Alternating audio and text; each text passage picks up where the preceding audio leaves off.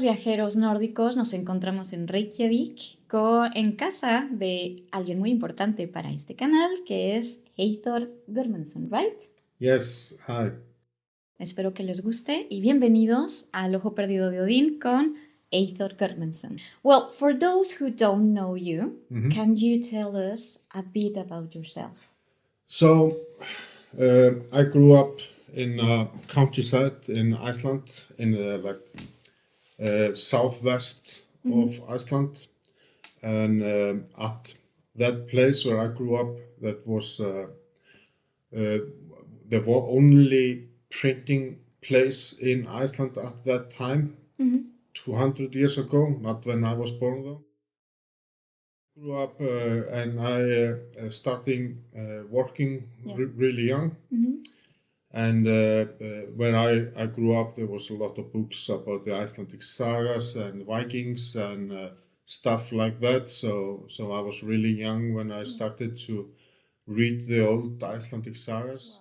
Wow. But how did you become interested in the restoration of the books? So when I was young, I become really fascinated of old books, the 200 and more old years old books, and there is something fascinated about old things, you know, and maybe also because I grew up in a farm and I grew up around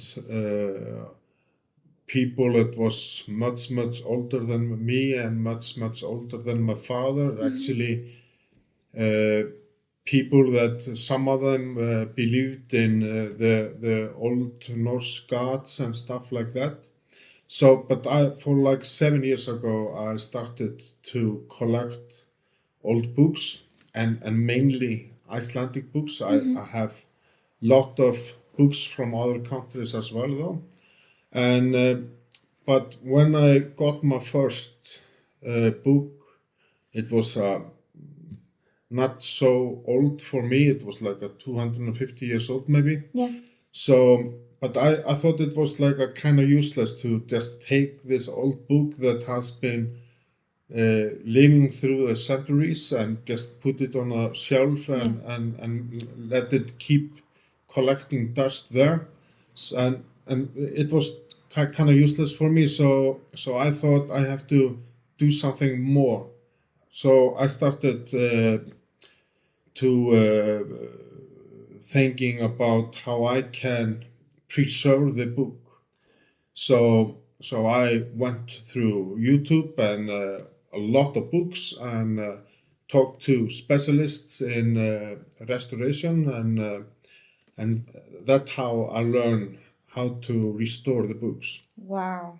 So you started with YouTube and see how it's made. Oh. Actually, the best book binder in Iceland just contacted me a few days ago and asked me to save one of his books. So really? Yes. Wow! So that's see, guys, that's a quite a good compliment. Yeah.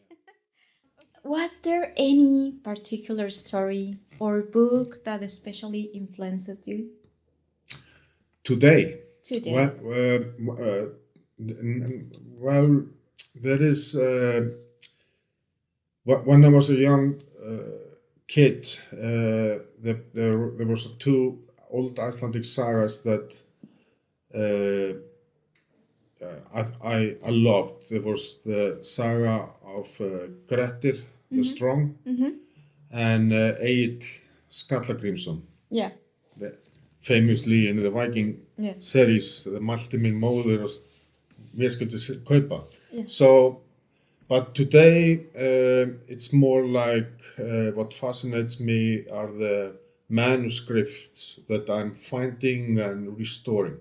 Okay. So, not especially any saga or something like that, but just the old Icelandic manuscripts that I find is that there is something about it to holding in your hand something that is almost about actually 600 years old. You know, something that tells the stories of the old Vikings and stuff like that. And it touched me a little bit when I'm repairing the pages, you know. Yes. So actually just a so big part of our history, you know. Yes. So yeah. Okay. Well, because today actually I have all those books, you know. I have about 550 books, something like that. I haven't counted them recently, but something like that. So, but those are really rare books, and they are a big part of the Icelandic history, and they are like the oldest manuscript that I have is about 600 years old. The oldest book I have is about 450 years old. But I don't feel like I'm the owner. I'm more like the guardian of the books, and the Icelandic nation is the owner, and then actually the world is the owner of the books. This is something that I'm obligated to preserve for the next generation, you know. Yeah. You know. Yes, of course. Like you said, you are the guardian of the books. The guardian of the books. Yeah. Well, when you are working with an ancient book, what steps do you take to restore them? So,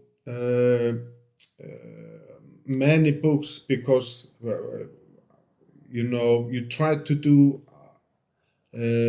as much as you can, but also on the same time, as little as you can, you know.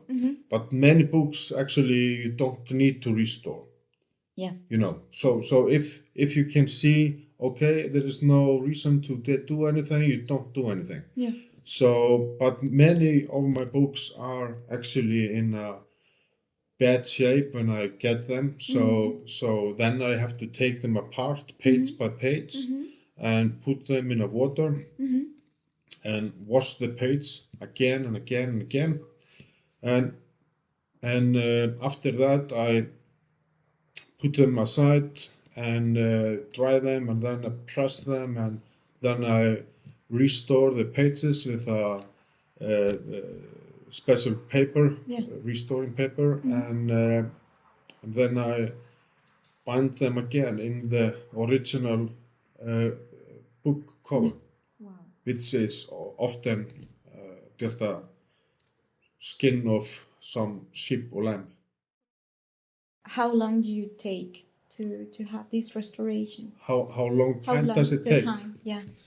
That's a really good question, actually. It depends on the book.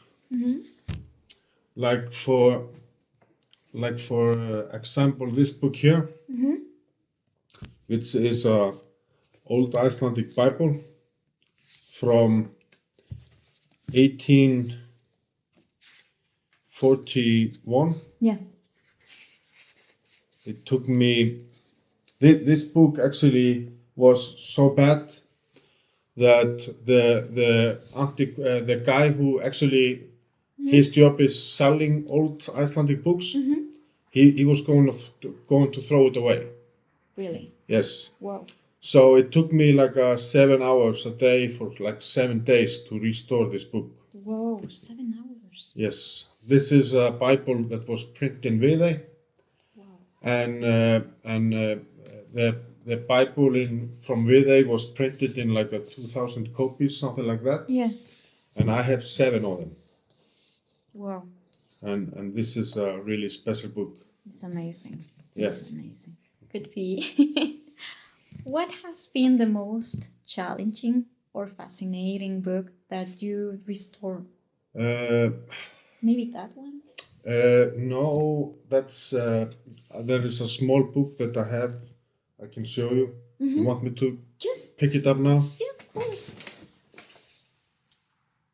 Where did I put it again? No. Smaller than that. Really? Not this one. This one here. This is actually a manuscript. It's like 350 years old, and so all the book is handwritten. And Handwritten. Oh my God. yes, and you can see here that for like on the first pages, and when you go through it, Yes. so this was challenging because there are no numbers on the pages. Yeah. There was just some priest that made it himself, Mm-hmm. who made the book himself with common prayers and stuff like that, something like a small handbook that he could have in his pocket. Okay. So this was challenging because, like I said, I have to do a photograph of each and every page, Yeah. because there are no numbers. So if something get mixed, I can see on the photos in that row, Yeah. how the pages are put together by the numbers. Yeah, but the numbers, but here you can't. Yeah. And this is also, of course, written in really old Icelandic. So But you can so read this it. is like a part of history. You when you're holding a book like that, it's really special to hold a book like that. Yeah. But when you're holding a book like that not only someone held in his hand 350 years ago, he made the book himself. Yeah. You know, Yeah. and he did the binding and the cover. He made the cover himself, and you can see the spine is piece of lambskin, and you can still feel the hair Yes. of the lamb. Yeah. So this is like it tells you how the nation lived many years ago, Yeah. and yeah, so it's a big part of the history, and it's like sometimes it's like a kind of like a time machine when you're going through the books. This one here. So this book that you're holding in your hand, it just looked like that. I had to put everything together, and it's a lot of work. Yeah. It took me few hours each and every day. Yeah. Sometimes, like the first page in this book, Yeah. it took me like 1 hour, just one page. One page. Yeah. Okay. Well, it's a lot of work. Yeah. A lot of work. Yeah. Another question for you. Do you think younger generations truly understand and appreciate the ancient literature? Yes, absolutely. What I'm trying to do with old Icelandic books is preserve not only the book but also preserve the history. Yeah. You know. Yeah. So this hobby of mine have developed through the years. It was only started with one book, but now it's like a kind of mission that has the name Old Icelandic Books. That is to rescue old Icelandic books that are really rare, like this book that I showed you. This is the only book in the world. Yeah. And one way to preserve the history and save the books is to tell people about it, you know. Yeah. So I'm inviting both Icelanders on every age, you know, so old people and young people to come over, and where I show them my books and tell them the history and stories about the books. And also there's a lot of people from other countries, like tourists, travelers, come to me and taking a look of old Icelandic books that have not only touched the Icelandic nation, but also the whole world. But yeah, absolutely, for sure, I got a lot of messages from young Icelanders that are really grateful to have the opportunity to see how I preserve the history. I think this is a kind of really important job, because you have a lot of museum in Iceland and Europe, and you can see the big parts of the history, but there is no museum about old Icelandic books, because the the book is part of history of every nation in the world, both Iceland and Mexico. But it's a big part of the Icelandic nation because, and Icelanders often want to introduce themselves as the nation of books. The nation, yeah. And that's part of it is because of our ancient sagas, like the Vikings and stuff like that. Yeah. But the first printing press, the first time the books were made in Iceland was about 1532 or something like that, and it was like the guy who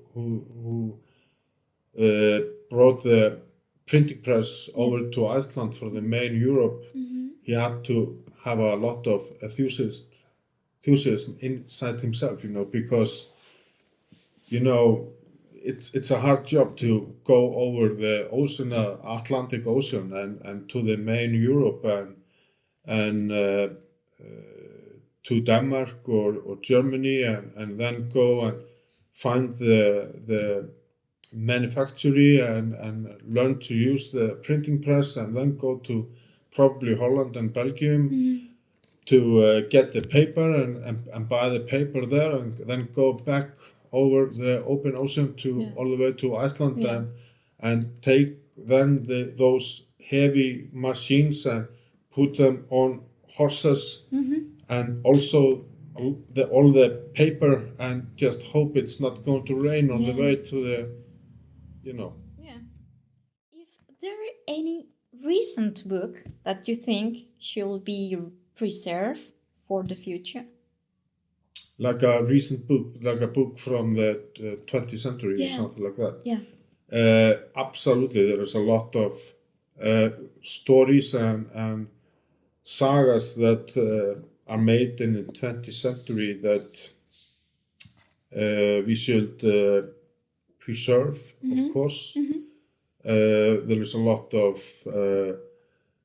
of great Icelandic writers and authors, and of course I hope we are going to have their sagas and stories after like 1,000 years.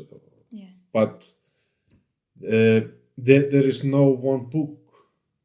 If you're talking about sagas or you're talking about the book, because there is a lot of stories that you should preserve, but there is no book, especially from the 20th century, that we need to preserve because it's totally different, because the book itself in the old days, like this book here from 1841, it's not only the saga or what is printed inside the book, it's like the book itself is kind of art. Like this book here and some of my books, you can actually describe it like a samurai sword, because you have the most you have the best specialist in each and every field. You have the best guy in making the paper and best guy to printing on the paper, and then you have the best guy to make the cover and bind the book inside the cover, but today it's nothing like that. It's like this is like because in the old days when things were made, how old are the pyramids in Giza? They are like 4,000 or 5,000 years old. They made them to last. Also, you have some pyramids in Mexico, I think. Yes. But and the books in the old days also were made to last, like the old Nokia telephones, but like we often talk about in Iceland. But there is nothing that is made today to last. Yeah. Not a computer or a book. It's only the sagas and the stories Yes. that we tell. And also sad, you know. Yeah, it's a kind of sad. Yeah. But I'm trying to be joyful. Yeah. Okay, next question. How do you see the future of restoring ancient books? What challenges do you think we will see in the coming years?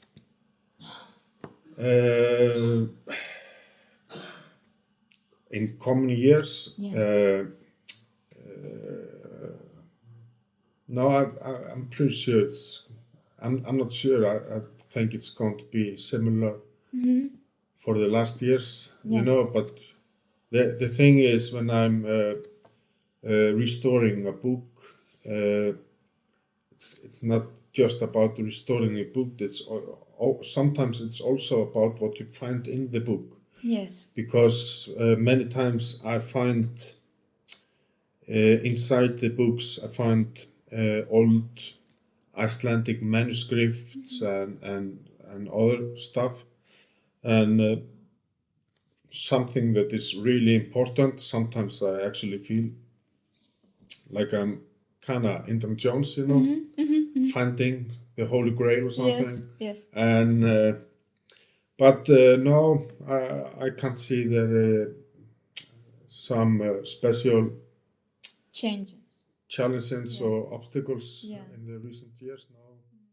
But how do you find these little special things like the manuscripts? It's like, oh, I found this. Yeah, it's sometimes actually I find something really special just between pages. Yeah. But really often old manuscripts are used as paper to restore the book. Because when the manuscripts are put inside the book, at that time, it wasn't so old. There was nothing special about it, you know. Yes. For the guy who was restoring the book at that time. But maybe 200, 300, 400 years ago. But today, everything that we find is like a treasure. So that's why I'm finding old manuscripts inside the books. It's because someone took something 400, 500 years ago and used it as a piece to restore our old book. And so it's been there for many hundred years, and then I came along and found it. Yeah, it's like, oh, you have history in your hands. Yeah, it kind of happens like that. We have the last question for you. Okay. What advice would you give to those who want to follow in your footsteps in the conservation of the ancient books? Conservation of ancient books. Yeah. Be careful. But you know, don't give up, and you know, keep going. Keep going. Yeah. Okay.